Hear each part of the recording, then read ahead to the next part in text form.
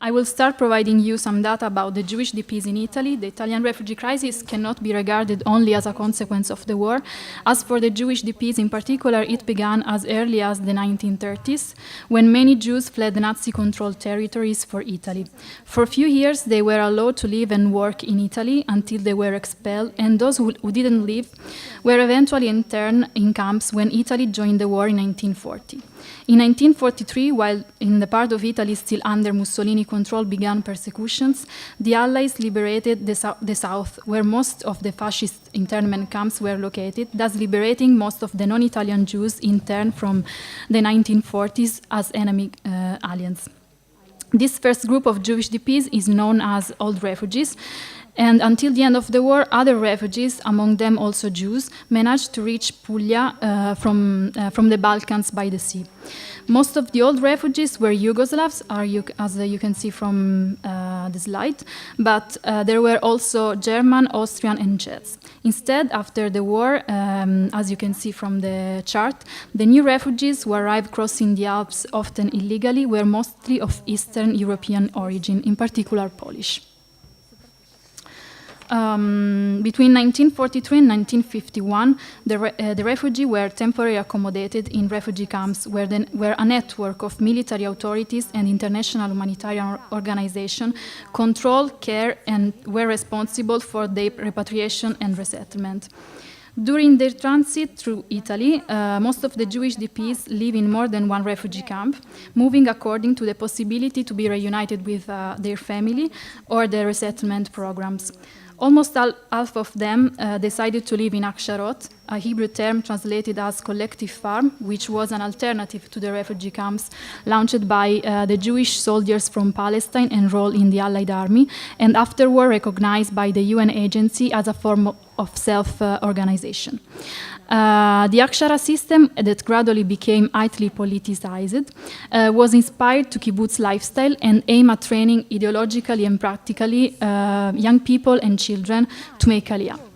In order to stress the great variety of the assembly centers in terms of geographic position, architecture, and internal organization, I will show you some pictures.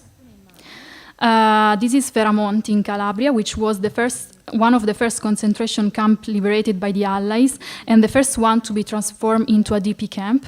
It was made by 100 single-story wooden buildings commissioned by Mussolini in 1940.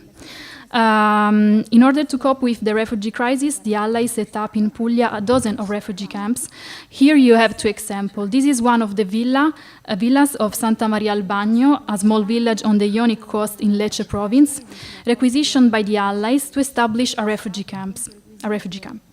The second one is Bari Transit Camp, made by shacks, where most of the Jewish DPs transited before moving to other camps, or waiting for embarkation to Palestine or other destination.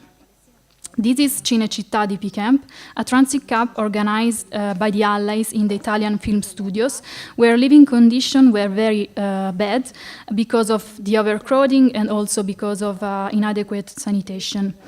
This one is the well-known children home in Selvino, a building on the foothills of the Alps, which before 1945 served as a boarding school for elite fascist youth.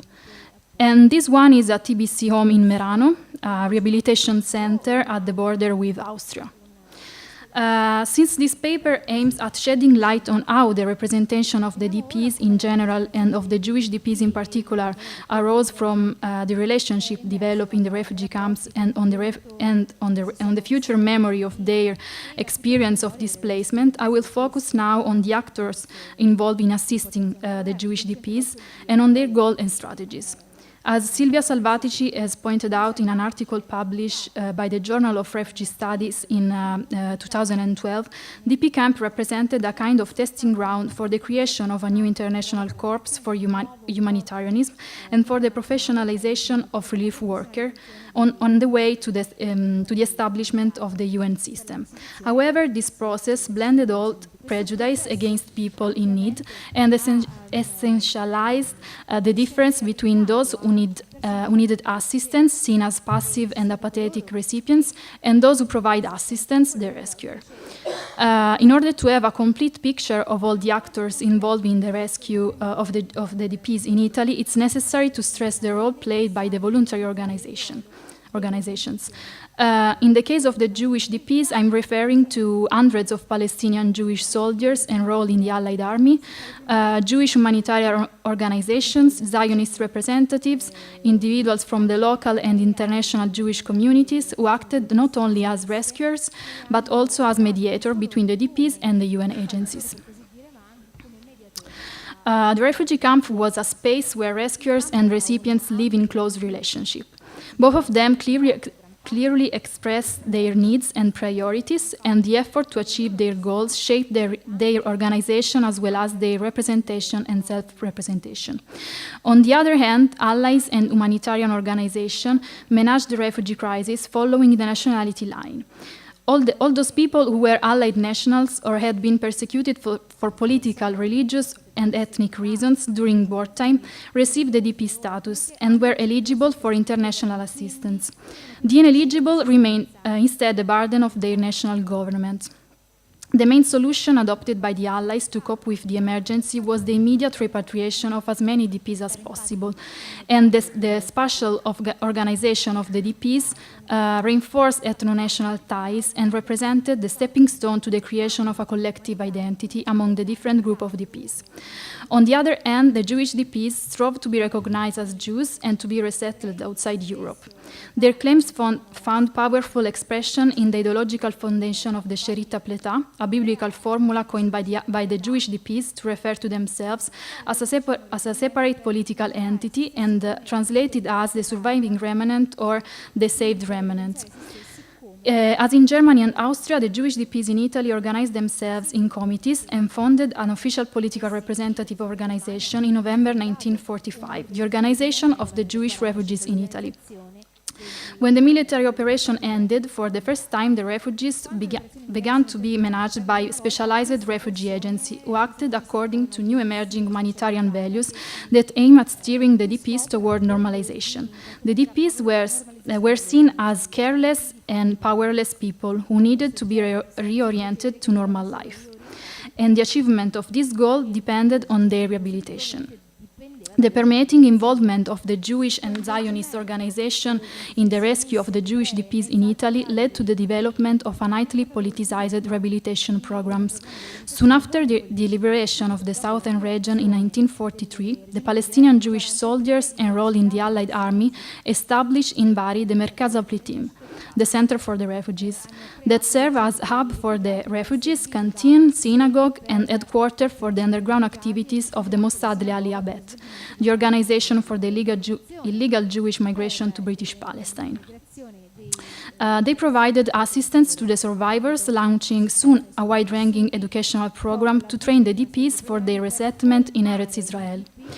At the early stage of liberation, the Jewish soldiers and chaplains were fundamental to push the Allies to allow civil organizations to start their mission in Europe.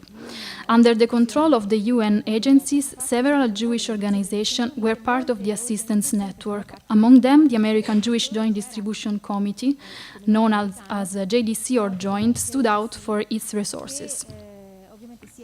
The JDC, in agreement with the UN agencies, acted as specialized Jewish organization, thus contributing to provide either standard of living condition to the Jewish DPs, and became the main supporter of the rehabilitation programs sponsored by the Zionists. Without going into detail, the rehabilitation scheme offered to the Jewish DPs included kindergartens and schools where children learned Hebrew, Bible, history of the Jewish people, geography of Palestine, and so on. Included also vocational training for adults and a series of recreational activities and entertainment such as theater, music, literary contests, cultural congresses, art exhibitions, sport, and religious celebrations. Finally, the rehabilitation scheme included also the Aksharot, that after the end of the war were run by different Zionist youth movements that, except for few cases, trained ideologically and practically those Jewish DPs who wished to make Aliyah. This form of self-organization and self-government were possible since camp administrators complied with a model of active welfare. They delegated to the Jewish volunteer organization who gained a certain extent of autonomy and viewed this, the establishment of the Aksharot and the DP committees as valuable from a number of perspectives. To use the words of Anna Olian, they reduced the number of military and civilian personnel needed to run the camps.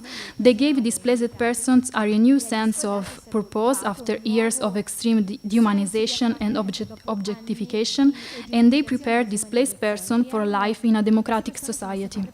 In this context, the Jewish DPs themselves were involved in the administration of the refugee camps and Aksharot as employees, as spokespersons, and as mediators in their form of self-organization, such as the organization of the Jewish refugees, was sponsored as part of rehabilitation.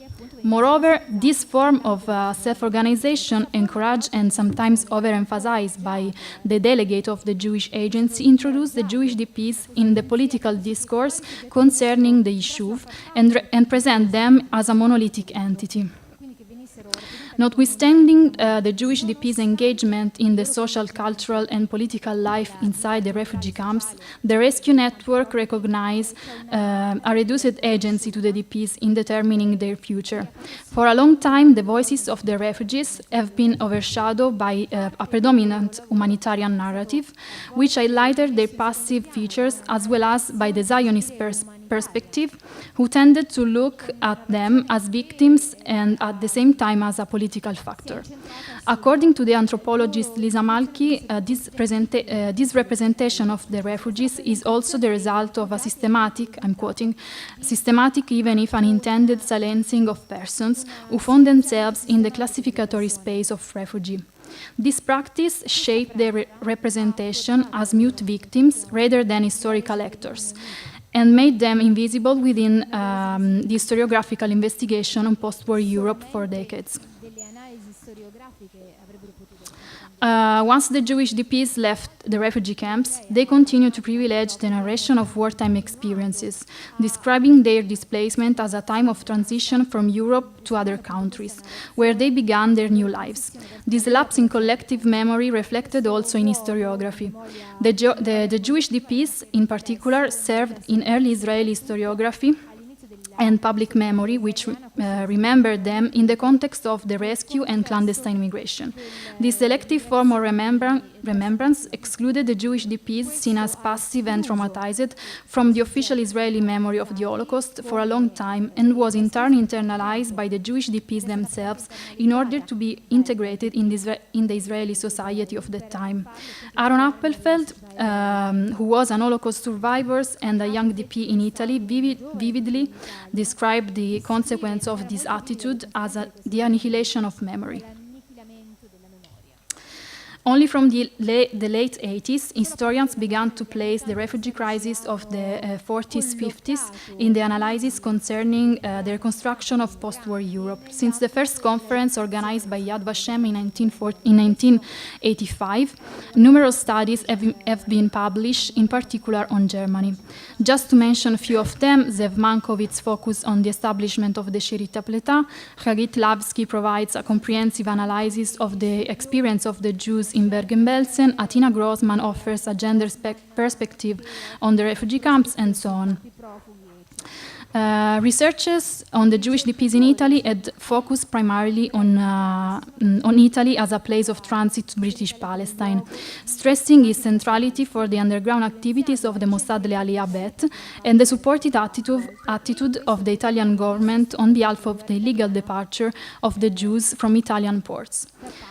Here you have Mario Toscano's book, La Porta di Sion, published in 1990, that still represents a cornerstone for the study of the Jewish displacement in Italy, and two contributions from the Israeli historiography, whose main focus is not Italy, but both of them stress the role of Italy as a way station for the Jewish DPs en route to Palestine.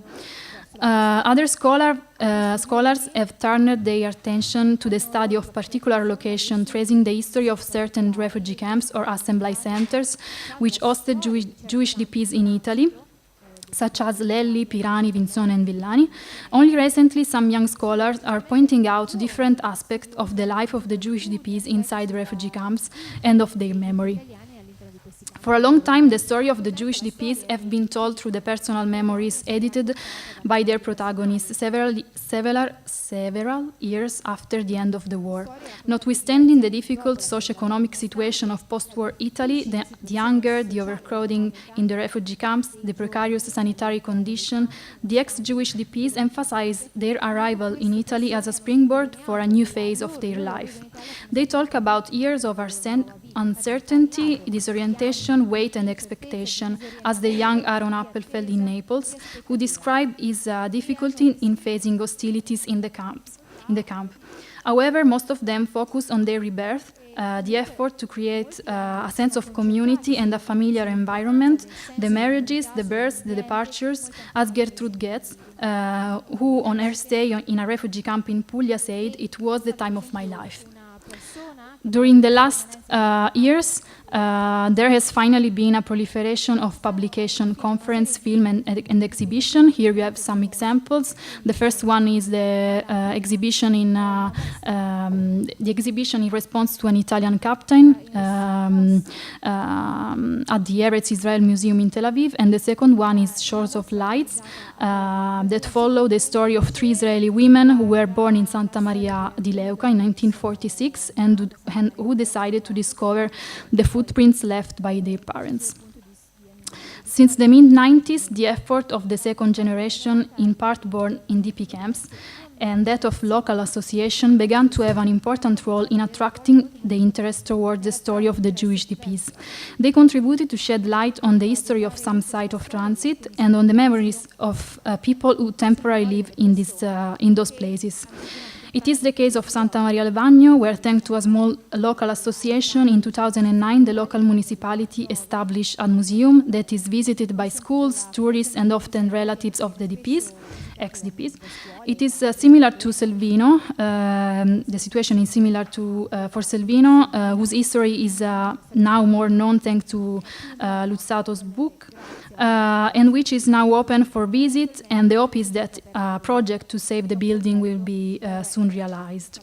Other examples are Grugliasco, near Turin, where recently was organized an exhibition on the history of the DP camp, and Cremona, where some events have been organized in order to commemorate the history of the refugee camp. Finally, what is the place of the Jewish displacement in public discourse and memory? In my opinion, is still a very reduced one.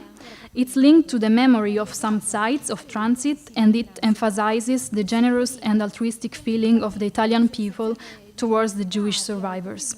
No mention is done to complex situation of coexistence in the refugee camps and between DPs and local people, testified by notification and complaints to the police, to the difficult to stop black market, to the concern of the Italian government about professional refugeedom, and the urgency to reduce quickly the number of refugees on national soil. As you can see from the sentences pronounced by Carlo Azeglio Ciampi when in 2005 awarded the municipality of Nardò for welcoming the Jewish refugees in Santa Maria al Bagno, the focus is on solidarity. This aspect is endorsed in almost all the institutional commemoration and celebration related to the transit of the Jewish DPs in Italy, when often reference to the fascist past of Italy is missing. To conclude, this paper traces a line that goes from the setting up of the sites where the Jewish survivors spent their experience of displacement in Italy to the record of these events in historiography and memory today.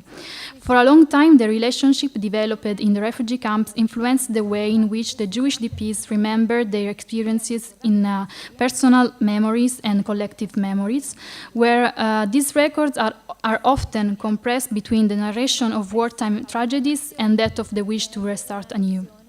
For several years, these stories have been silent both in historiography and memory, so it's important to integrate the voices of the DPs in the narration of post-war Italy in order to allow a deeper awareness on the transit of thousands of people, on the role of the organization involved in the rescue operation, as well as on the role of Italy and the Italian population in the immediate post-fascist period. Thank you.